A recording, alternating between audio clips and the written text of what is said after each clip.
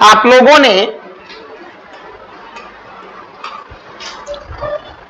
लोगों ने ये शब्द सुना होगा, इंटीग्रेटेड थिएटर कमांड। 15 अगस्त को हो सकता है कि इसके विषय में आपको कुछ ज्यादा सुनने को मिले। तो सबसे पहले आपके दिमाग में आना चाहिए है क्या। ये दिमाग में आने के पहले एक छोटी सी घटना आपको बताता हूं मैं। 1962 में भारत और चीन की जब लड़ाई हुई तो चीन ने कई जगह से बॉर्डर क्रॉस किया, इस इलाके से, इस इलाके से। उस समय चीन की जो एयरफोर्स थी वो हमारी एयरफोर्स से ज्यादा मजबूत नहीं थी। चीन ने धोखे के साथ अटैक किया था, कभी उम्मीद भी नहीं थी कि चीन ऐसा करेगा। अक्सर चीन में वहां का जो गवर्नमेंट का न्यूज़पेपर एक बड़ा गंदा शब्द बोलता है वो, कि 1962 का अंजाम मत भूलना, वो ऐसे बोलता है हम लोगों के लिए। तो पहली बात तो आप ये ध्यान रखिएगा, कुछ समय चीन की 50,000 सेना लगाई गई थी लड़ाई में और हमारे सिर्फ 10,000 सैनिकों को यूज किया गया था। चीन ने धोखे से किया था, जबकि उस तरफ हमारी कोई तैयारी ही नहीं थी, उम्मीद भी नहीं थी, क्योंकि चाइना तो उसके पहले हिंदी चीनी भाई भाई इस तरीके की बातें करता था। फिर इस धोखे के बाद चाइना के खिलाफ जब ये कहा गया कि अगर हम एयरफोर्स यूज कर लें, अगर हम वायुसेना यूज कर लें तो चाइना को पीछे ढकेला जा सकता है। लेकिन आप जानते हैं कि हमेशा राय ली जाती है एयरफोर्स के चीफ। इससे जब ये बात पूछी गई कि आपकी क्या इच्छा है, तो उनका तो मन था कि एयरफोर्स यूज करिए, लेकिन आर्मी चीफ ने मना कर दिया था कि नहीं, एयरफोर्स की जरूरत नहीं है। अब जो भी कारण रहा हो, यहां इस पर बहुत चर्चा तो नहीं की जा सकती। तो ऐसी स्थिति में नतीजा वही निकला कि हमारा एक हिस्सा चीन के कब्जे में आ गया।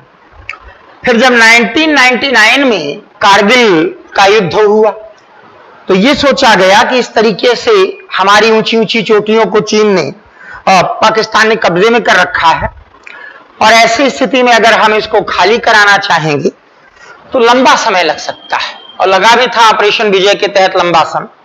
तो एयरफोर्स को यूज किया गया, बस इतना कहा गया कि लाइन ऑफ कंट्रोल आप क्रॉस नहीं करेंगे और बाकी प्रहार करते रहेंगे। इससे बड़ी मदद हुई। तो एक बात उभर कर दिमाग में आई कि अगर हम अपनी सेना, आर्मी, एयरफोर्स और नेवी तीनों की इंटीग्रेटेड मिलीजुली कमांड बना ले तो हम कह सकते हैं कि उस कमांड के जो भी कमांडिंग इन चीफ है कि हमें रिजल्ट चाहिए। हमें इस बात से मतलब नहीं कि आप टैंक यूज करते हो, आप आर्टिलरी यूज करते हो, आप एयरफोर्स यूज करते हो, आप शिप यूज करते हो, हमें रिजल्ट दीजिए बस। ये कॉन्सेप्ट तभी से रहा। फिर इस दिशा में कुछ कदम और बढ़ाए गए जब सीडीएस की नियुक्ति की गई चीफ ऑफ डिफेंस स्टाफ। तो बिपिन रावत जी को पहले सीडीएस के रूप में यही जिम्मेदारी सौंपी गई कि आप इंटीग्रेटेड कमांड जितनी जल्दी हो वो बनाएं। जैसे अभी 17 अलग अलग कमांड है, आर्मी की अलग है, एयरफोर्स की अलग है, उसी प्रकार से नेवी की अलग है। इंटीग्रेटेड कमांड बनाइए, और इंटीग्रेटेड कमांड की जैसी उम्मीद की जाती है, एकदम एग्जैक्ट सारी चीजें अभी खुलकर नहीं आई हैं, क्योंकि अभी हो सकता है 15 अगस्त को आपको 3 इंटीग्रेटेड कमांड की सूचना मिले कि एक का हेडक्वार्टर लखनऊ हो, एक का जयपुर हो, एक का महाराष्ट्र में कारवाड़ हो। और इंटीग्रेटेड कमांड में सेना के तीनों अंग रखे जाएंगे। आज अगर इस तरीके से थोड़ा मिलती जुलती कुछ कमांड हो, दिमाग में अच्छे तरीके से रखिएगा, तो अक्सर आपके सामने एक शब्द आता है, सैन्य बैकग्राउंड के बच्चे अच्छे तरीके से इस शब्द को जानते हैं, बता भी सकते हैं। अंडमान निकोबार की इस तरीके की एक कमांड है, इंटीग्रेटेड कमांड जैसी ही है, और पूरा हक दे दिया गया है कि आप चाहे जो करें इस इलाके में, बस हमको रिजल्ट चाहिए। ये नहीं कि आपको एयरफोर्स का यूज करना है, नेवी का यूज करना है, आर्मी का यूज करना है, तो अलग अलग लोगों से बात करेंगे, आप रिजल्ट दीजिए। कुछ कुछ इंटीग्रेटेड कमांड जैसी है जो अंडमान निकोबार में एक लेफ्टिनेंट जनरल रैंक के अधिकारी के नेतृत्व में रखी गई। ऐसे ही एक हमारी और कमांड है जो चर्चा में थोड़ी कम रहती है, आप समझ सकते हैं, उसको बोलते हैं स्ट्रेटेजिक फोर्स कमांड। इसी के पास भारत के परमाणु हथियार है, न्यूक्लियर वेपन। उसका कैसे क्या प्रयोग करना है, जैसे पीएम का इंस्ट्रक्शन आएगा, इंस्ट्रक्शन देने का जिसको अधिकार होता है, कहते हैं कि एटॉमिक बटन उसके पास है, न्यूक्लियर बटन उसके पास है। तो ये एक कमांड और भी है। तो अब आपको हो सकता है कि 15 अगस्त को इंटीग्रेटेड कमांड का कॉन्सेप्ट सुनने को मिले कि एक का मुख्यालय जयपुर होगा, एक का लखनऊ होगा, एक का कारवार होगा।